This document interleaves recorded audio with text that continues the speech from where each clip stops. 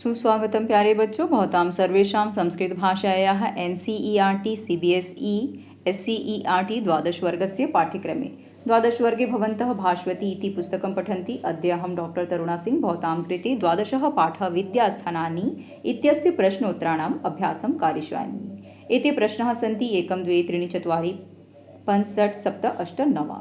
क्रमशः अभ्यासं कुर्मः। प्रथमः प्रश्नः अस्ति अधोलिखितानां प्रश्नानाम् उत्तराणि संस्कृत भाषया लिखत। अधोलिखित प्रश्नों का उत्तर संस्कृत भाषा में लिखिए।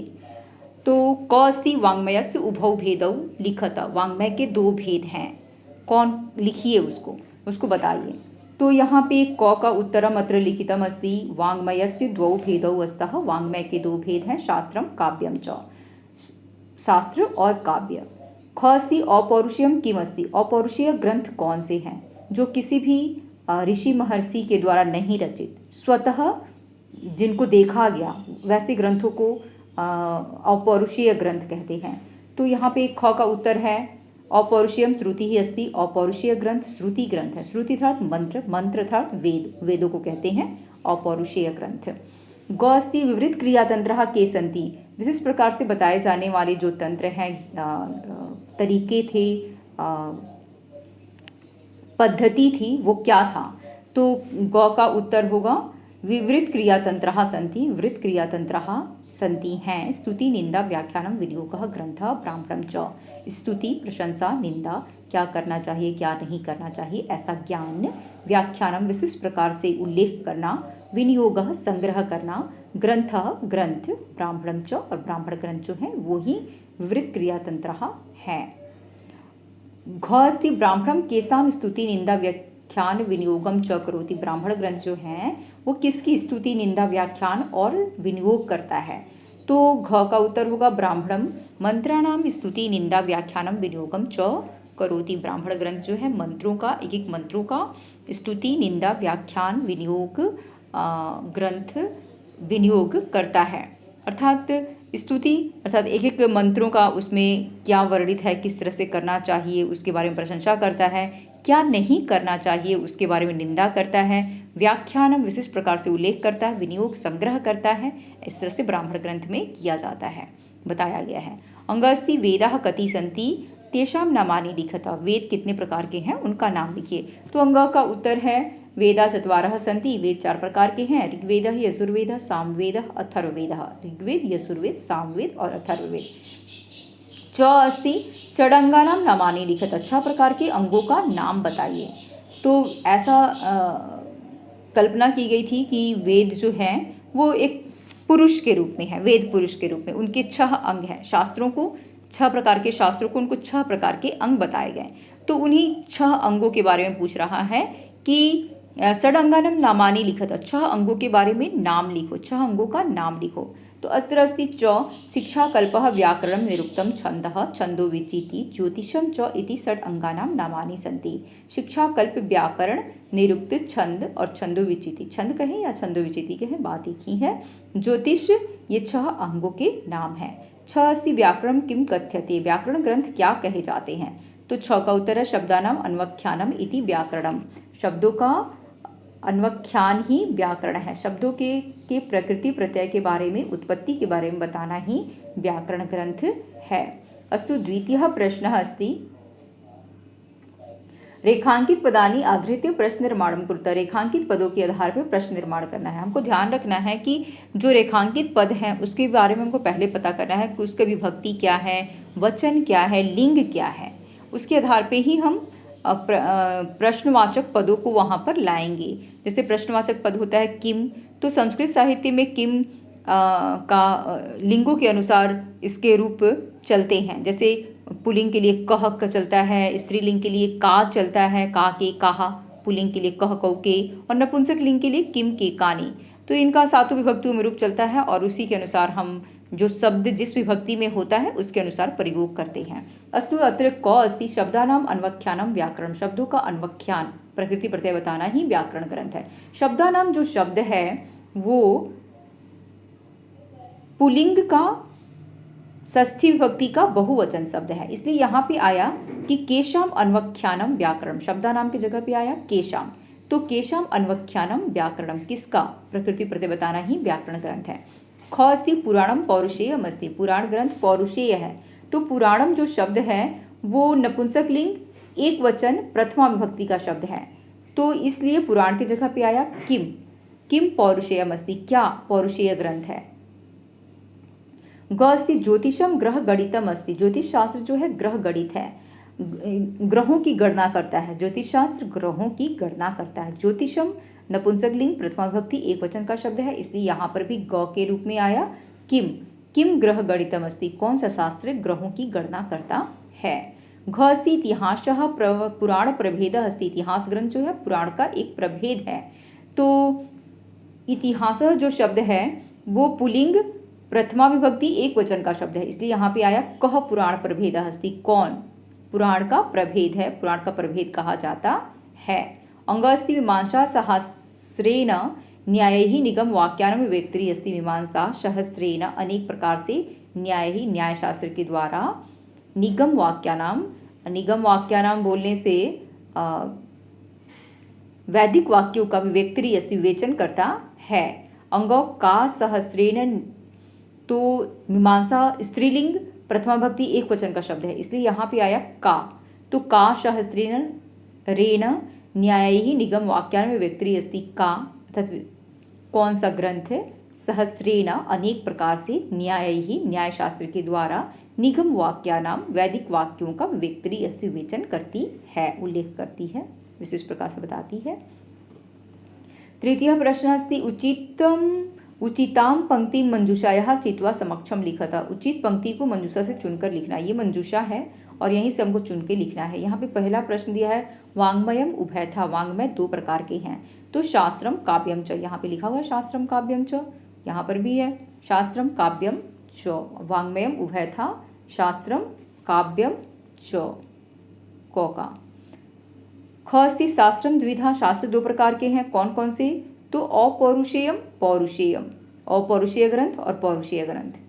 ग अस्ति श्रुति, श्रुति क्या है, तो द्विधा मंत्रः ब्राह्मणम च, श्रुति द्विधा मंत्रा ब्राह्मणम च, यहाँ लिखा हुआ भी है। श्रुति ग्रंथ जो है दो प्रकार के हैं, मंत्र ग्रंथ के रूप में और ब्राह्मण ग्रंथ के रूप में। घ अस्ति मंत्रः, मंत्रः दिया हुआ है, तो मंत्र क्या है, तो विवृत क्रिया तंत्रः मंत्रः, विशिष्ट प्रकार से बताने वाले तंत्र जो हैं, तरीके जो हैं, पद्धति जो है वो मंत्र है।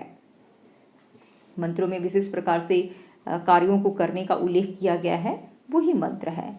उसके बाद आता है उपवेदः, अंग उपवेदः, तो उपवेद कितने प्रकार के हैं, तो यहाँ लिखा हुआ है इतिहास वेदः धनुर्वेदः गंधर्ववेदः आयुर्वेदः, यहाँ पर भी लिखा हुआ है इतिहास वेदः धनुर्वेदः गंधर्ववेदः आयुर्वेदः च इति उपवेदः, चारों प्रकार के वेद हैं, ऋग्वेद यजुर्वेद सामवेद अथर्ववेद, उनके ही चार प्रकार के उपवेद भी हैं। अस्तु तृतीयः प्रश्नः अभवत्। चतुर्थः प्रश्नं पश्यामः। उचित मेलनं कुरुता लिखितम् अस्ति, उचित मेलन करना है, तो यहाँ पे एक शब्दों के अनुसार हमको मैच करना है। चत्वारि शास्त्राणि, चार प्रकार के शास्त्र हैं, कौन कौन से, पुराणम आन्वीक्षिकी मीमांसा स्मृति तंत्रम अत्र लिखितम् अस्ति। चत्वारि शास्त्राणि यहाँ पे है दिया हुआ। उसके बाद आता है शब्दानाम अन्वख्यानम, शब्दों का अन्वख्यान करना, प्रकृति और प्रत्यय बताना, कौन सा शास्त्र है, तो व्याकरण शास्त्र है, यहाँ पे लिखा हुआ है व्याकरण शास्त्र। ग अस्ति मंत्राणाम विनियोजकम सूत्रम, मंत्रों का विनियोजक संग्रह करने वाला सूत्र जो है वो कौन सा है, तो कल्पः, यहाँ पे भी सेम मैच किया हुआ है, सही है, सेम मैच है, मंत्राणाम विनियोजकम सूत्रम कल्पः। पौरुषेयम, पौरुषेय क्या है, तो पौरुषेयम पुराणम अस्ति, यानी आचार्यों के द्वारा ऋषि महर्षियों के द्वारा रचित जो ग्रंथ है वो पुराण ग्रंथ था। उसके बाद आता है ग्रह गणितम, ग्रह गणितम क्या है, ग्रहों की गणना करने वाले शास्त्र को क्या कहते हैं, ज्योतिषम, ज्योतिष शास्त्र। अस्तु चतुर्थः प्रश्नः अपि अभवत्। इदानीं पंचमः प्रश्नं पश्यामः, किं लिखितमस्ति। उचित विभक्तिं प्रयुज्य संख्यावाची शब्दानां प्रयोगं कुरुता, उचित विभक्ति का प्रयोग करके संख्यावाची शब्दों का प्रयोग करना है। यहाँ पर बता दूं कि एक एक वर्ड, जैसे वेदाः दिया हुआ है, अंगानी दिया हुआ है, तो उसके जगह उसके आगे उसके बाद में संख्या दिया हुआ है, तो संख्या का जो लिंग के अनुसार हमको यहाँ पर और वचन के अनुसार हमको संख्या को एडजस्ट करना है। तो संख्या एकम द्वे त्रीणि चत्वारि, चार तक जो संख्याएं होती हैं उन्हीं का लिंगों के अनुसार और वचन के अनुसार रूप परिवर्तित होता है, बाकी का पंच से जितनी भी संख्याएं जाती हैं वो अपने मूल रूप में जाती हैं। तो यहाँ पर ये 4 तक जो संख्याएं आएंगी उन्हीं को हम उनके शब्दों के अनुसार परिवर्तित करेंगे, बाकी अपने मूल रूप में रहेंगे। तो वेदः जो शब्द है वो प्रथमा विभक्ति का है और बहुवचन का शब्द है, इसलिए चतुर की जगह पे यहाँ पे चतुर की जगह पे आएगा चत्वारः वेदः, 4 प्रकार के वेद। ख अस्ति अंगानी, अंगानी देने के बाद फिर षट दिया है तो षड अंगानी, 6 प्रकार के अंग। षड चतवारी के बाद आ रहा है ना, इसलिए अपने मूल रूप में आ जा रहा है षड अंगानी। उसके बाद आता है शास्त्राणी, तो शास्त्राणी नपुंसक लिंग बहुवचन का शब्द है, तो यहाँ पे आएगा चत्वारी शास्त्राणी, 4 प्रकार के शास्त्र चतुर की जगह पे। नायकः, फिर एक दिया हुआ है तो नायकः पुल्लिंग प्रथमा विभक्ति का वर्ड है, इसलिए एकः नायकः। फिर आता है पुराणानी, पुराण 18 दिया हुआ है, पुराण देने के बाद तो मूल रूप में रहेगा अष्टादश पुराणानि, 18 प्रकार के पुराण। अस्तु पंचमः अभवत्, षष्ठमः पश्यामः। अव्यय पदानि चित्वा लिखता, अव्यय पदों को चुन करके लिखना। सेंटेंस दिया हुआ है, सेंटेंस को पढ़ना है और उसमें से जो अव्यय पद होते हैं उसको हमको चुन करके लिखना है। अव्यय पद किसे कहते हैं? जो किसी भी सेंटेंस में अपने मूल रूप में आते हैं, उनमें कोई भी विभक्ति या वचन किसी भी तरह का परिवर्तन नहीं किया जाता है, ये हमेशा किसी भी सेंटेंस में रहे अपने मूल रूप में रहते हैं। इसको पहचानना बहुत ही आसान होता है। तो जगतो कौस्ति जगतो यत्र निबद्धम तद विज्ञेयम पुराणम, जहाँ पर जगत के बारे में बताया गया है, निबद्ध किया गया है, बताया गया है, तद विज्ञेयम उसी के बारे में जानना ही पुराण है। तो यहाँ पर जो वर्ड है सभी में तो विभक्ति और कुछ कुछ लगा हुआ है, परंतु यहाँ जो यत्र जो शब्द है वो अव्यय पद है। यहाँ अत्र यत्र हमको दिख रहा है। ख अस्ति पुराण प्रभेद एव इतिहास, पुराण का प्रभेद ही इतिहास है। एव जो शब्द है वो अपने मूल रूप में है, इसलिए एव जो है वो अव्यय पद है।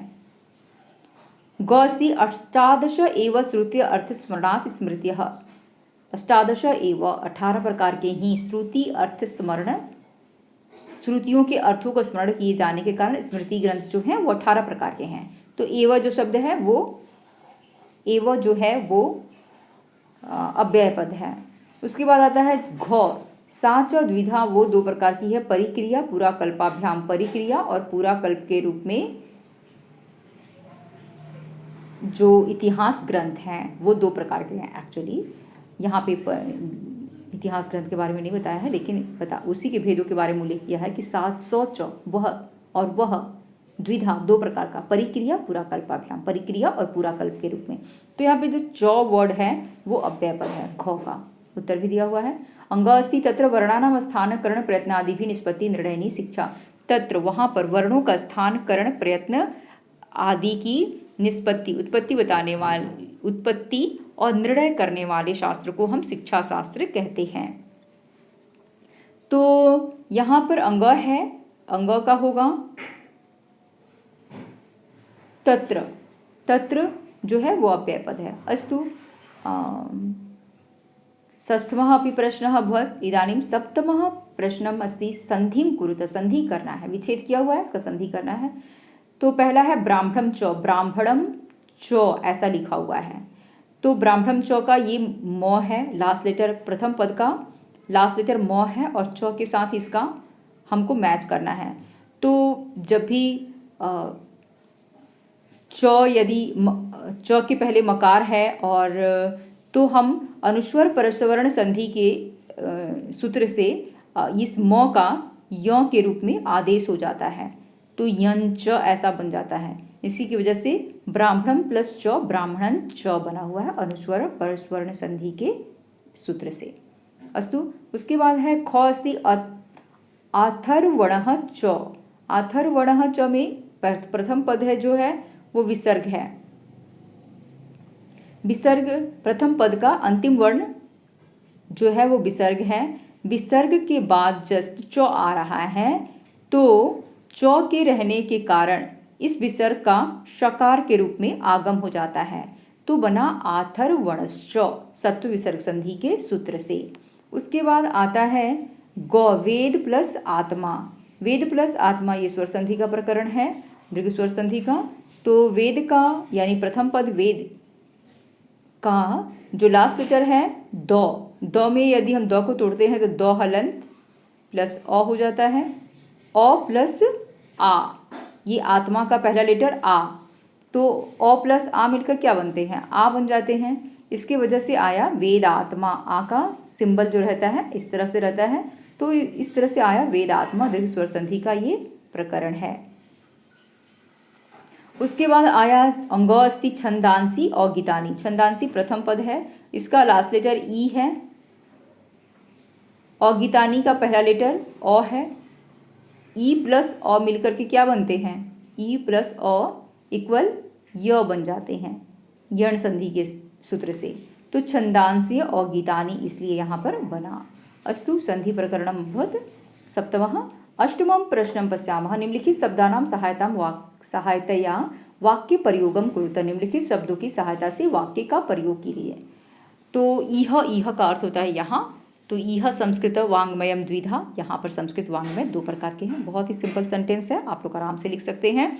वेदाः, वेदाः चत्वारः सन्ति, ये आपके चैप्टर से लिया गया है, 4 प्रकार के वेद हैं। अत्ति, अत्ति मतलब खाता है। वानरः फलम अत्ति, बालकः फलम अत्ति, कुछ भी बना सकते हैं। अनशनन, नहीं खाता हुआ, तो अनशनन को अपि न जीवति, ही नहीं खाता हुआ कोई भी जीवित नहीं रह सकता है। अनशनन सह जीवति, नहीं खाते हुए भी वो जीता है, हवा पानी पीकर बहुत लोग जीते हैं, ऋषि महर्षि लोग, योगी लोग। वैसा एव दिया हुआ, एव मतलब होता है ही, तो पुराण प्रभेद एव इतिहास ग्रंथ, पुराण का प्रभेद ही इतिहास ग्रंथ है। ये आपके चैप्टर से सेंटेंस लेकर बनाया गया है। अस्तु अष्टमः प्रश्नः अपि अभवत्। नवमः प्रश्नः बहु सरलम अस्ति। विपरीतार्थक पदम लिखत, एनोनिम्स वर्ड लिखना है, विपरीतार्थक पद लिखना है। पौरुषेयम, पौरुषेयम का होगा अपौरुषेयम, यहाँ पे लिखा हुआ भी है। और एकह का होगा अनेकह, सिंपल। यत्र का होगा तत्र, यत का होगा तत्, यथा का होगा तथा। अस्तु सर्वे प्रश्नाः अभवन्।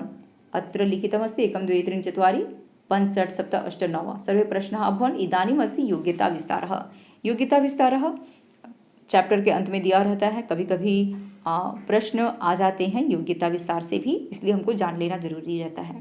अयं पाठः काव्यमीमांसायाः संगृहीतः, ये पाठ काव्यमीमांसा से लिया गया है। अस्मिन् पाठे 18 काव्य विद्यायाः वर्णनम् अस्ति। इस पाठ में 18 प्रकार के काव्य विद्याओं का वर्णन किया गया है, जो प्राचीन काल में आचार्यों के द्वारा अपने शिष्यों को पढ़ाया जाता था गुरुकुलों में। अस्तु यथा शास्त्र संग्रहः, शास्त्र निर्देशः, काव्य पुरुषोत्पत्तिः, पद्यवाक्य विवेकः, पाठ प्रतिष्ठा, अर्थानुशासनम, वाक्य विधेयः, काव्य विशेषः, कविचर्या, राजचर्या, काक प्रकारः, शब्दार्थाहरण उपायः, कवि समयः, देश काल विभागः, भुवन कोशः, कवि रहस्यम, प्रथम अधिकरणम, इस तरह से बताया गया है। अस्तु सर्वे प्रश्नाः भवन्। विद्यास्थानानि इत्यस्य पाठस्य भवन्तः द्वित्रिवारं वीडियो पश्यन्तु, प्रश्नोत्तराणां लेखनाभ्यासं कुर्वन्तु। सर्वेभ्यः नमस्कारः, धन्यवादः, आभारश्च। जयतु संस्कृतं, जयतु भारतम्।